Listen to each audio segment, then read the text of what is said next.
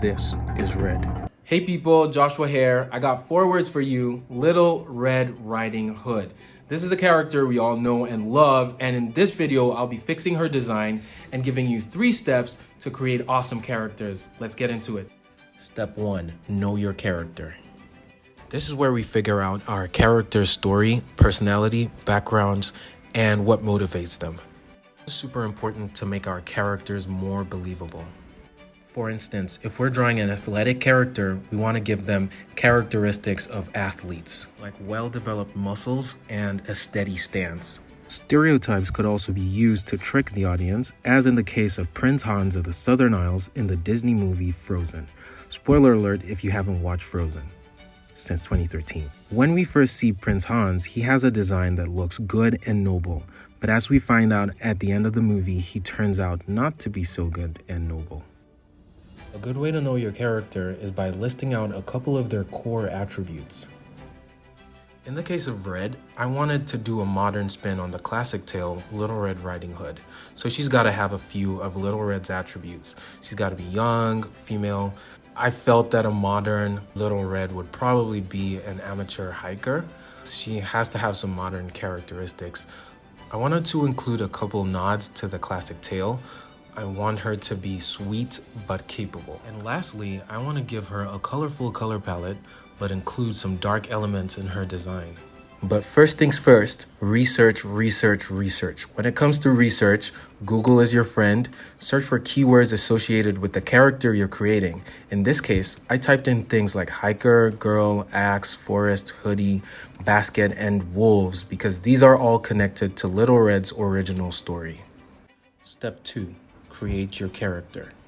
In this step, you just want to get your main ideas on the canvas. You want to explore, you want to try things, you want to see what works, what doesn't work. So here I'm just getting a few lines on the paper, trying to get something that captures the essence of the character. I love the shape language of the first hairstyle, and I like the overall shape of the second hairstyle. We're going to start mixing together some of the things we liked about each of the characters. So I'm taking the overall shape of the third drawing. Well, I've settled with sort of one shape I like, and I'm using that shape language all around the design.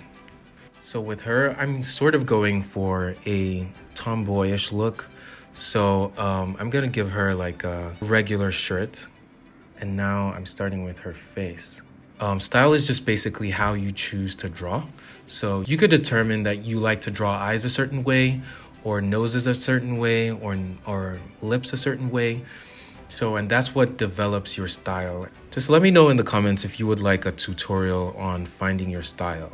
So now I'm just refining some things, just making sure some shapes read well. I'm trying to focus on the silhouette, trying to get a more iconic silhouette. So even from the back or with poor lighting, we can still tell the character is this specific character. It's what works and what doesn't work. All I'm trying to do is make it look cleaner. Usually I just play a podcast in the background or music in the background on this part. So I flipped the drawing over because I just wanted to see if the character looked right, if everything was kind of even. I also shortened her shirts, just gave her like a crop top to make her look a little more feminine. I ended up actually liking where she was in the frame when I flipped her drawing, so I stuck with that. And here I'm just trying to test out a few poses. So just trying to see what kind of pose fits her. All your drawings should give us more information about the character. In this drawing, I just want to give her a more surprised look. So whenever you want to explain what your character is going through more clearly, you might want to include a second character for that character to interact with. So in this case, I'll be including the wolf to just give her more of a reason to be surprised or to look kind of scared. Gave him an evil smile just to make him more scary. Sometimes a smile is more sinister and scary than a frown or just a really angry face. You want to go for another expression that we would probably see in a more modern take on Little Red. So I'm just trying to keep the hair the same as it was on the first drawing I made, and using that drawing to just get some ideas together. And I really liked it and I wanted to keep it, but it wasn't fitting within my canvas. So I just started moving things around, trying to see how best to put things together in a way that it looks right and it still performs the function of expressing the character's attributes.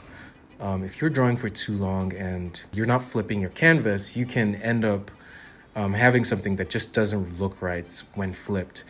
Here I just put some boots to add to the hiker aesthetic, and I'm also adding a lunchbox to give, instead of a basket, I'm giving her like a lunchbox that she's trying to deliver to her grandma. I also did some research on what she had in her lunchbox. Apparently she had like a jam jar, she had some fruits inside, she had like a little cake. So I'm just including that in the drawing. Step 3, refine your character. This is the point in your illustration where you focus on making your design look nice by cleaning up your lines, coloring the character, adding effects and lighting, and correcting mistakes you might have made earlier. So I'm starting this stage by cleaning up my lines, kind of how I cleaned up the lines for the first drawing. This is the final line art, so I'm just trying to make it look nice, read properly. I'm focusing on the little details like the fingers, and like the locket, and the boots.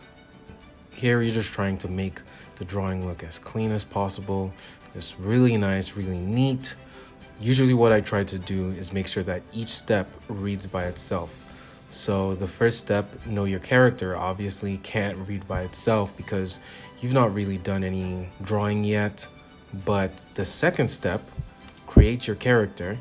By the end of that step, you want something that looks concrete, something that people can look at and just understand. Step 3 is where you make it look nice, make it look beautiful, make your lines clean, correct all your mistakes.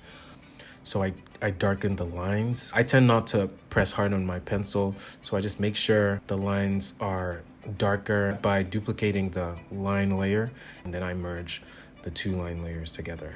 Now I'm starting to fill in the colors. Usually the first color I like to fill in is the color of the skin. I find that the skin appears in different portions of your drawing, so getting the skin colored first just helps you avoid coloring the same color multiple times. Well, I decided to go for something colorful.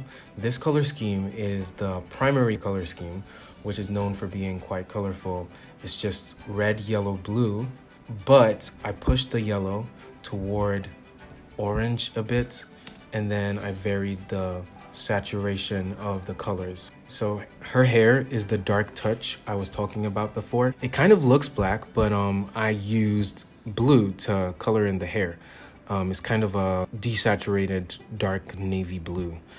That's what I used for her hair. And then I lightened that color for the boots and hiking bag.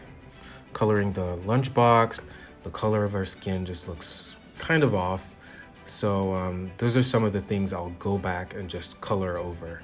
I changed the color of the skin just a little, colored the lips, adding some glints and highlights in the eyes and her hair. Now it's time for the logo. I was trying out different things. You kind of want any writing around your character to fit the story of your character. And finally, I color in the lines. Now this part usually just takes a little time and it's worth it.